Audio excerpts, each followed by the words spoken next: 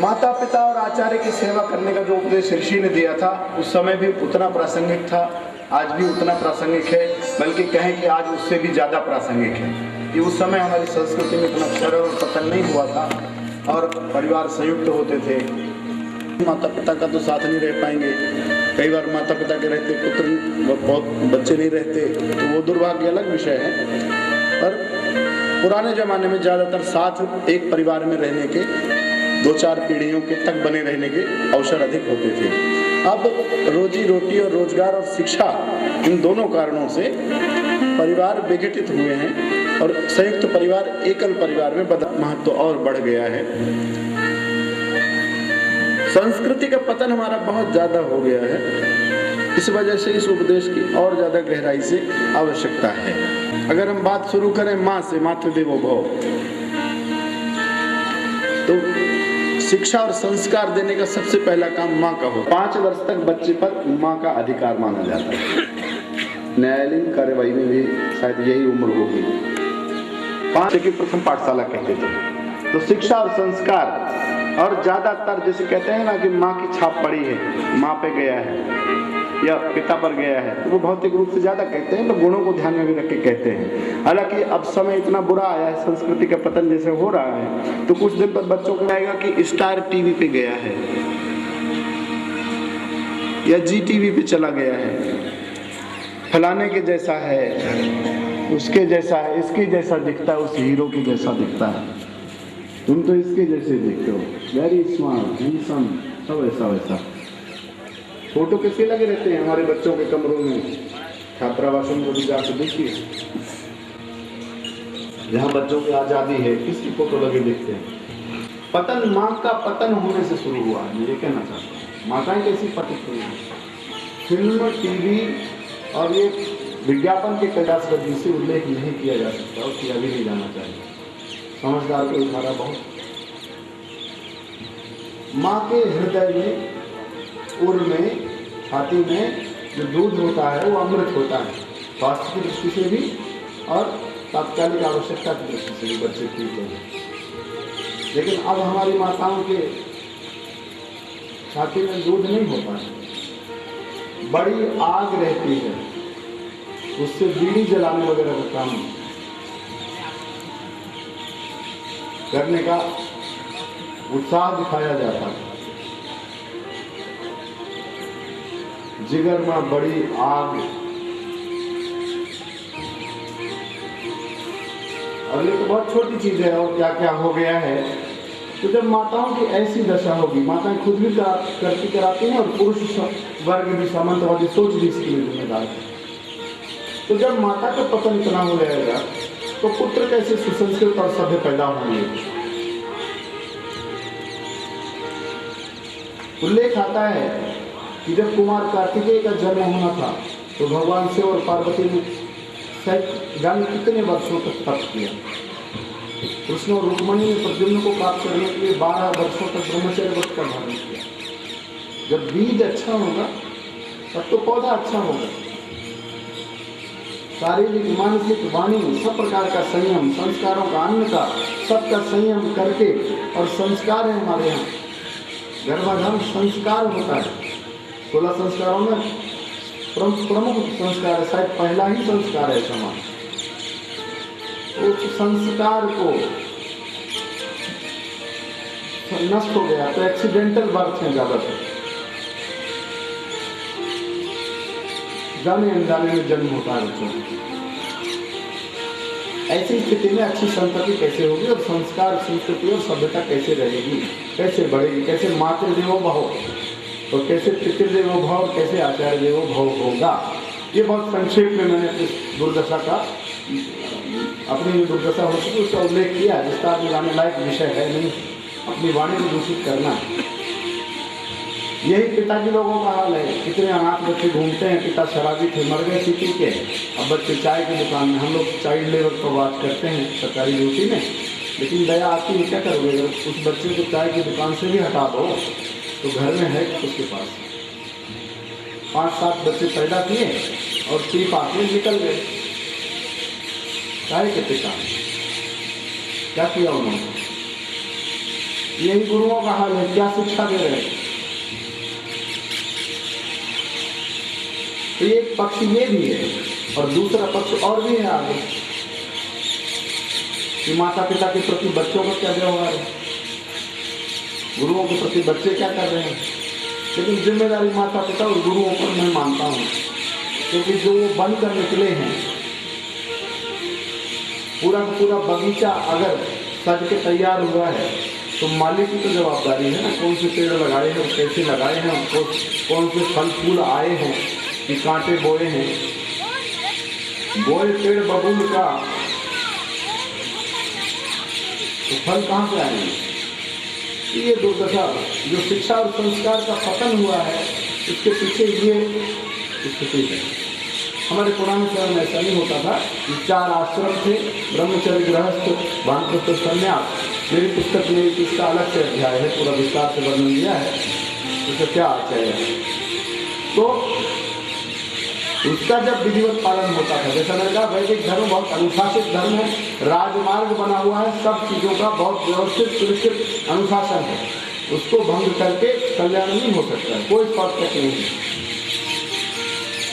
परिपूर्ण जीवन दर्शन, समग्र सर्वांग जीवन दर्शन, उसका पालन होना चाहिए। और शॉर्टकट है भी नहीं, और उसको ढूंढेगा तो भटकेगा, ठगा जाएगा, धोखा होगा। फल कपट के लोग उसको उसका शोषण करेंगे, परेशान होगा।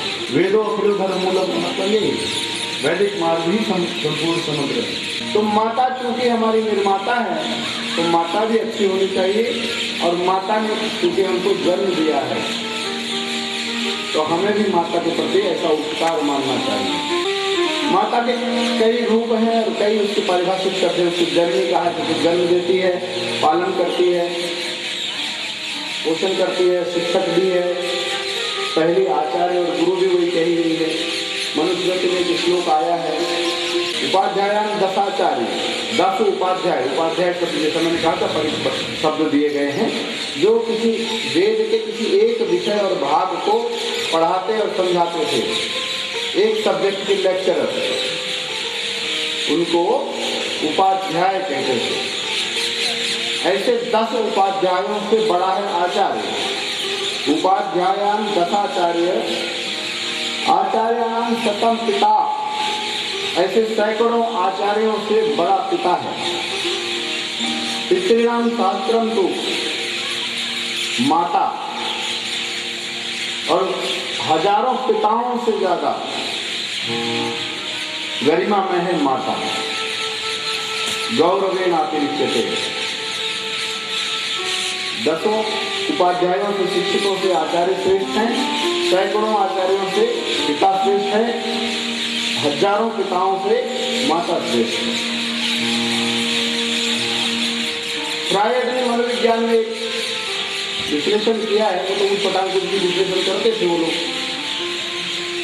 कि बच्चे पिता के प्रति दुर्भावना रखते हैं, पितृद्रोह उन्होंने कहा है, उसके पीछे माता होती है। माँ ही बच्चे को पिता के प्रति भड़काती है।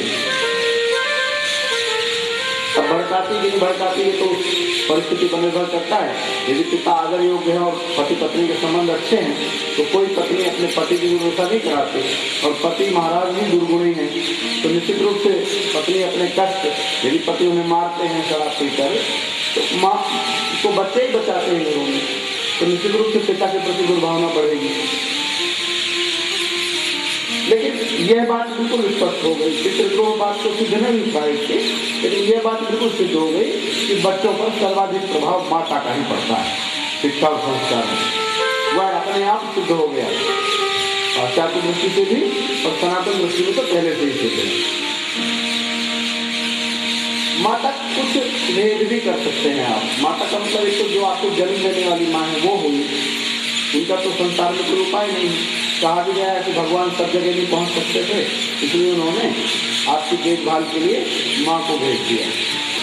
माँ जब याद आती, बहुत याद आती, माँ जब याद आती, बहुत याद आती।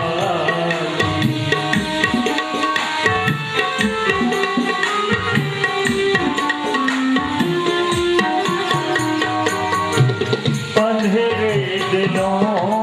में ममता की मूरत अंधेरे दिलों में ममता की मूरत यादों के दिए आके जलाती माँ जब याद आती बहुत याद आती माँ जब याद आती बहुत याद आती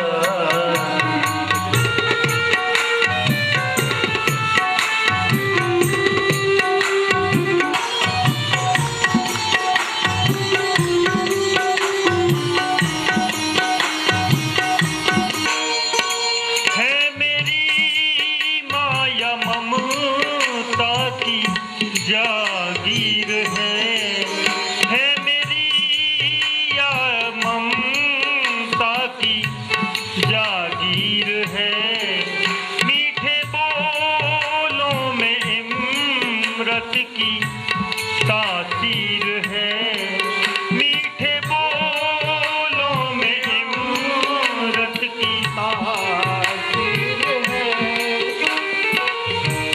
गोदी में धरते आशीषों के मोती गोदी में धरते आशीषों के मोती अपने दुलारों पे जी भर लुटा आती बहुत याद आती मजब याद आती बहुत याद आती ममता की मूरत अंधेरे दिलों में ममता की मूरत अंधेरे दिलों में यादों के दिए आके जलाती माँ जब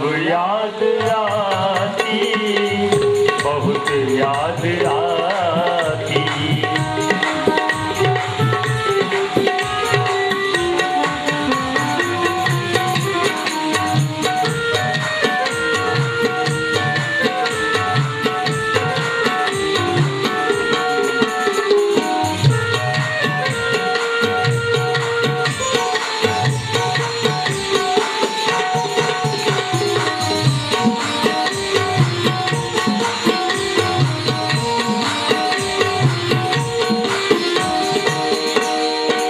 लाडलों के लिए माँ ने क्या ना किया